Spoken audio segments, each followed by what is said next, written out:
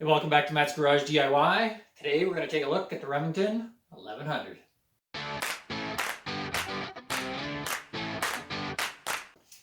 So with fall upon us, it seems like a good time to take a look at a shotgun. And what better than the 1100? This is a true classic in the world of American-made semi-auto shotguns. This one is a lefty.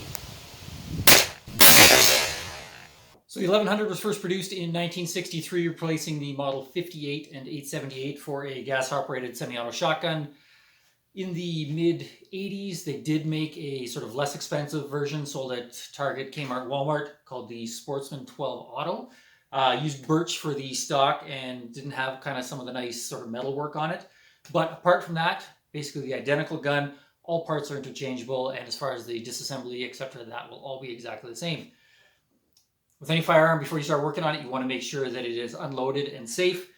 Lock that action back, check the chamber, make sure that it is empty, and then check the magazine tube, make sure there's no shells that have been accidentally left in there. Then you're good to start. Right. Step one, remove the magazine tube cap. Just screws off counterclockwise. The foregrip slides forwards.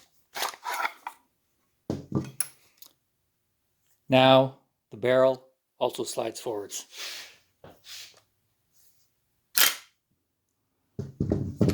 There are no catches. It does just slide forward and slide off. Next, we're going to tap out the trigger plate pins. These can be driven either direction. Just make sure that you're using something that's not going to damage this the finish. This is a beautiful gun. I'm using a little bit of a wooden dowel, brass, plastic, anything like that would be a good tool to use.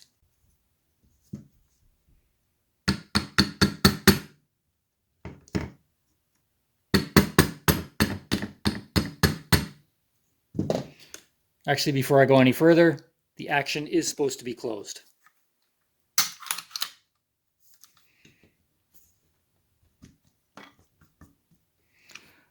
As you can see, pins are now protruding out the back side. You can grab them and pull them out. This one I'm going to need to get something a little smaller, finish driving that the rest of the way through. So with both pins now removed, grab the trigger assembly and pull it out. There you go. Here's a look at the trigger assembly. There's approximately 30 pieces that are part of this whole makeup or assembly. I'm actually going to just do a follow-up video where I take this apart. I think otherwise this video is going to get quite protracted, but I will make sure to follow up with my very next video taking this apart. Next, we're going to remove the barrel seal, piston, and piston seal. They all simply slide off the end of the barrel. If you're worried about damaging this because it is a rubber O-ring, you can wrap some masking tape around these threads. In this case, I'm going to be replacing this seal. As you can see, hopefully that you can see that mine has split. So just time to replace that anyways. They are a relatively cheap part. Just slide all of those off. To remove the charging handle, simply pull it straight out towards you. There's a little spring and spring-loaded ball that holds that in. Next, depress the feed latch and then pull the action bar and breech bolt forwards. And slide the breech bar and action bolt forward, sliding them off the end of the barrel. With the action bar removed, you can now remove the link. Reach in with a long pair of needle nose pliers, squeeze, lift that out. Slight quarter turn, just lifts out. Now that we have the breech bolt, action bar, and action bar sleeve removed, we can dig into those a little deeper. First, with the action bar and sleeve, you really don't need to disassemble these, but if you have to change these pieces, this is how you take that apart. Basically with a sort of fine or small flat blade screwdriver, stick that in carefully into the side, slight twist, lifts that off. These two pieces come apart. And then again, for this tin piece, not needed to be taken off for any kind of cleaning or maintenance. If you do need to replace this piece, very similar idea, flat blade screwdriver, very gently, just pry that enough to get it over the edge, and then that will pop off. Now for the breech bolt. You don't need to take this apart any further to clean it, but should you need to replace the firing pin or the firing pin spring, this is how you do it. As you can see, there's the pin right there. This actually drives through from the top down. So I've got a block of wood. I'm going to center that over a hole, drive that through, 3 30-seconds punch. See, pin coming out the bottom. Firing pin has already started to slide out. There goes the firing pin, spring, and this piece drops right out. At that point, this is really well beyond what you would need to do for cleaning, but again, if you need to replace either of these pieces, that's how you get to it. Next, we're going to take a look at how to remove the extractor. Basically, you have a hook that grabs the end of the shell, a pin or plunger, and a spring. I found the easiest way to do this is to take a small screwdriver. My fat fingers might get in the way of truly seeing what's going on. I will stick that in between the plunger and the back of the hook, depress the plunger in as far as I can, and then start to turn the hook. Oops. I start to turn the hook like that, if that makes sense. With the pin depressed, start rotating the hook in like that. It will come out, and then your extractor is out. If you just need to replace it, you can just put the new one in. Next, I got this pin. There you go, falls out. If you need to replace the spring, I did find that was a little bit tricky to get out, but I discovered that the straw from a can of WD-40, if you stick that in, nicely fits inside the spring and pulls that out. Reassembly is basically the opposite. Stick the spring back in, plunger, make sure that's kind of seated in the hole. All right. Now I'm going to sort of follow that same process, basically rotate this in. So I'm going to start with my extractor like that. You can see that, like that. I'm going to start pushing the plunger in, at the same time rotating my extractor. That. You can see it's not quite fully seated. Hopefully you can see that. Just going to turn that a little bit more. There you go. All right, time to put the breech bolt, locking block, and firing pin together. There's our locking block. Drop that in from the bottom. There's a little peg on the side of this. It just helps to keep that in there. Take our firing pin. Again, keeping in mind that the groove in the side will need to match up with that firing pin. Kind of as you slide that through the hole, it's going to actually sit in place like that. Drop the spring inside, makes it a little easier to get this all together. Start feeding that firing pin through into the spring. You will need to watch. There is a bit of a shoulder on the firing pin. Just point to that shoulder.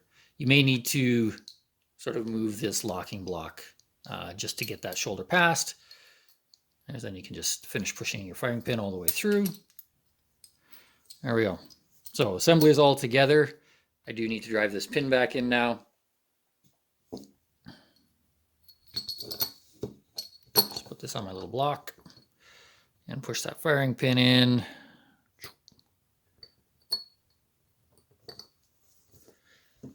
Couple little taps to get this started.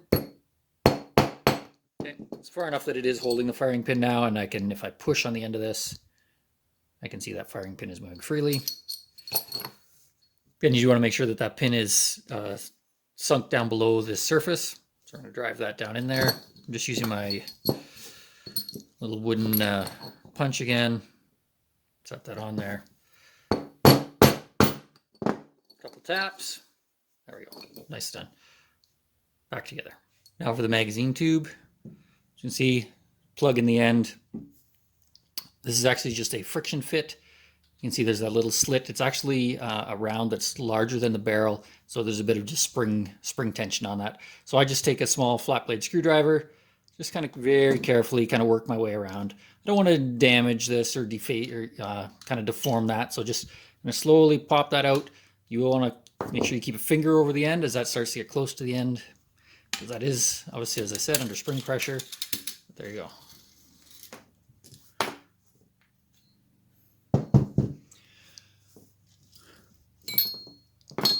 That's all apart. There's a little follower. You can see that. Maybe not. Just a little plastic piece on this end. Let's tap that through. There we go. That just goes on the opposite end of the spring. To remove the stock, first we take the butt plate off.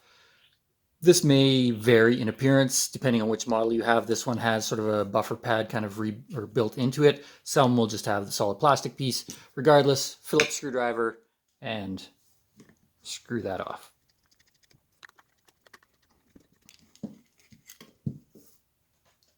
All right, this next bit can be a little challenging. We need to look inside the stock. I'll see if I can show you this.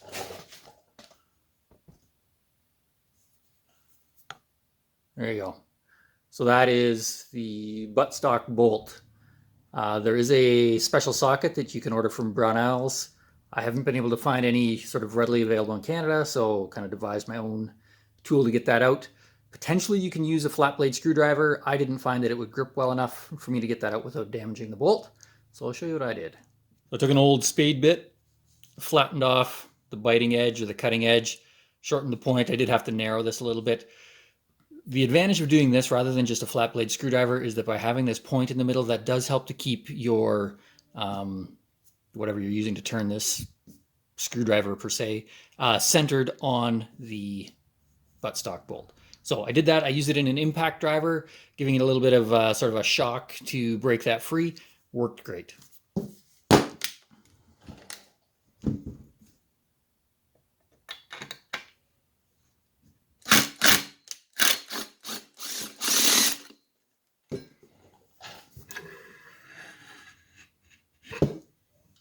Pieces come apart. Dump this out. So now you can see a little better what exactly this bolt looks like. So as you can see, using the spade bit, kind of nicely fits in there, locks in and bites really well. That fits really well in there. Does the trick. I'm not really worried about damaging anything when I do it this way. There are also 2 washers in there. That is how you take the stock off. Let's take a look at this tube. All right, inside this tube is the action spring. I'll show you the pieces. It's a little hard to see in the end, so I'll show you once I have it apart. Basically, there is a slot, almost looks like a giant screwdriver slot. I put a screwdriver in, but I actually put it at 90 degrees so I can compress the spring. You don't want to stick it right in the slot. You want to kind of push against the shoulders of the slot. So I'll start pushing that in. While I'm doing that, you can see that there's a pin here. Oop, that actually already starts falling out as I compress that. Just use a small punch or something to kind of finish helping that out. There you go. That pushes all the way through. And then you can let this back out. So there's the action spring. This is the slot that I was talking about. So rather than pushing on it like this with my screwdriver, because this little pin is actually locked in there, I turn my screwdriver so that I'm pushing like this. That way I'm able to compress that spring. Now, if you need to remove the feed latch, something to pay attention to. If you look, there are these 3 small marks. I'm going to try to zoom in a little closer on that.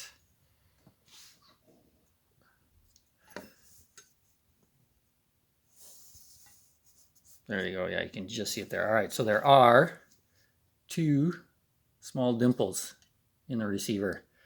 When you put this back into place, you want to make sure that those dimples line up with the first and last notch in the feed latch lever. That helps to ensure that it's in the right spot. Last piece that can be taken off the receiver is this interceptor latch right inside there. You can demonstrate how that works. See, that just rotates there. So there is a snap ring right here. You just need a tiny pair of snap ring pliers. I'm not going to take that off. Again, this does not need to come off for regular cleaning. That snap ring is very, I would say, fragile. So if you take that off, count on replacing that snap ring. My suspicion is that it will bend and never be the same again once you take that off. So you probably want to replace that snap ring if you need to take this interrupter latch off. All right, let's put it all back together. We're going to install the feed latch first. So drop that into the groove. I'm leaving, as you can see, I'm leaving a bunch out the back. Slowly start sliding that towards the front of the gun, making sure that the feed latch is pressed down into the groove.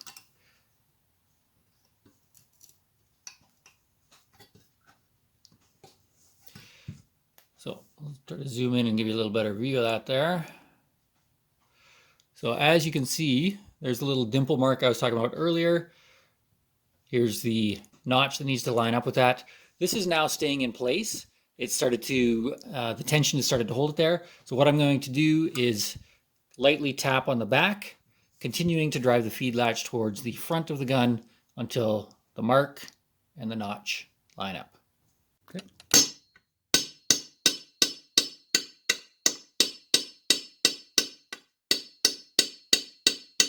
So I wanted to show you this. I actually ran into a little bit of a problem when I was installing the feed latch. I was paying so much attention to getting the back end or the rear end, you know, kind of seated in the groove. I didn't watch the front. And because this has a bit of a natural bend to it, the end actually went into the magazine tube area. Hasn't damaged anything, but it won't compress properly. So I'm just going to need to tap that back out and then make sure that this little tip right on the end actually is just going outside of the magazine tube. So just wanted to point that out so that you don't run into the same problem that I did. Next, we're going to put the magazine tube back together. Magazine follower into the tube. Magazine spring. Put that in there, and I kind of keep compressing that in. In this case, I'm going to put this in. I'm going to be going bird hunting, so limiting the magazine capacity. Stuff that all in there. There's quite a bit of spring tension on that. And then again, I'm taking this. Start the back edge, kind of squeeze the front a little bit. Again, remember I mentioned that slot in the front allows you to compress it slightly. So I've started the back edge in, compressed that front a little bit, and then I'm able to get those in. Magazine tube is back together. Now for the action spring. First, we're going to take the action spring follower, drop that into this tube with sort of the cup end forward. Drop that down the tube. Next, we put the spring in, again with this slotted piece towards the back.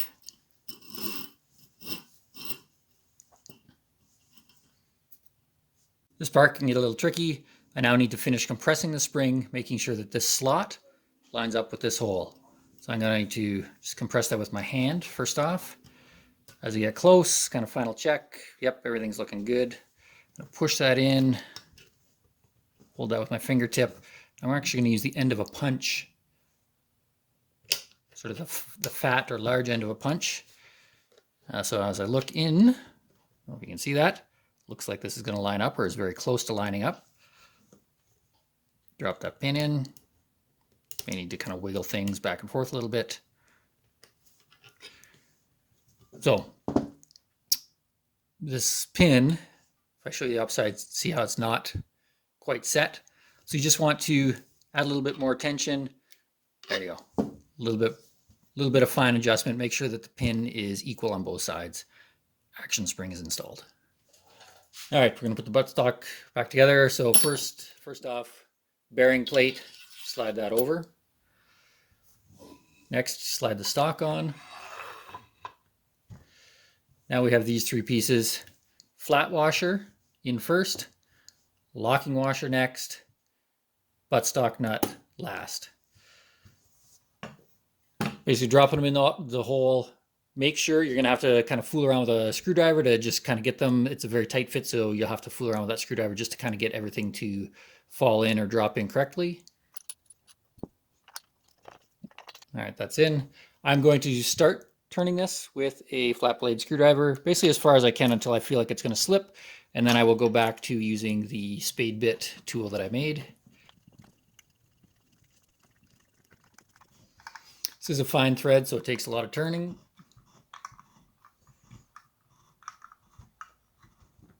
All right, snug that up.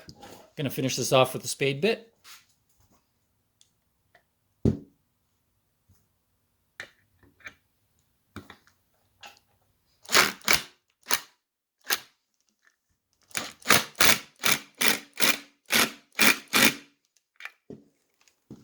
Okay, doesn't take much, just want to snug that up. Now we're going to put the butt plate back on. I've just set there's like a kind of almost a decorative white plastic piece that some of the models came with. Let's make sure that's back in there. Kind of line up those screw holes and then tighten this up. Stock is back together. Now with some needle nose pliers, just grip that, compress the ends, insert the end of the link. That little push, make sure it's in. Your link is installed. Next we're going to install the action bar, breech, and handle. With the handle, you have to install it after, but I'm just going to show you now so you can see. This little notch is what the handle pushes into, and if you look down from the top, you can maybe just see there's a little steel ball bearing. As I push that, that kind of springs back out of the way. That's what is locking this in place when I put that in. But put our breech on top, slide this onto the end of the barrel, start feeding that into the receiver. We're going to have to depress the feed latch, and then that just continues to go in. At this point, you can now reinstall your handle, pushing that into the slot that I showed you.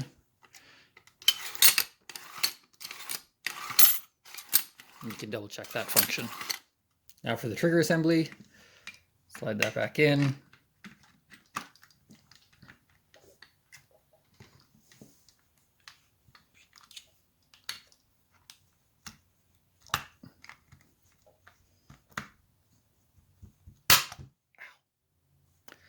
Don't pinch your hand like I just did as you squeeze that in there. I got the back pin lined up. I'm going to start that.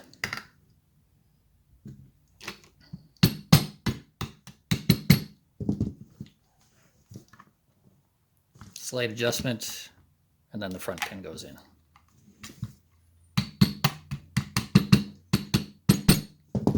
I'll finish tapping those with my little wooden dowel. But the receiver portion of your shotgun is now back together. Now for the piston seal, etc. Slide that on again. Now with these two pieces, remember, it's almost like a cup and cone. Those two nest together like that. Slide those on. Put our gasket on. This is the new gasket that I was telling you that I got. Just slide that down.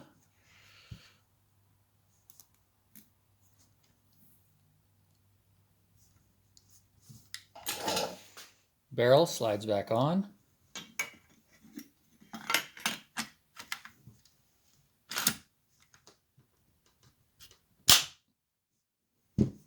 Lastly, the forestock. Again, also sliding that out onto the end of the magazine tube. Just slides right into place. And then we're able to tighten this cap back up.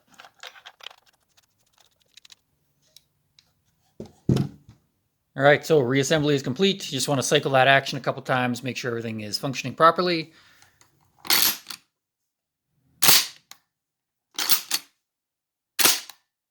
So there you have it, Remington 1100. Take it apart, put it all back together. Hope you liked the video. Be sure to click that like and subscribe, and stay tuned for my next video.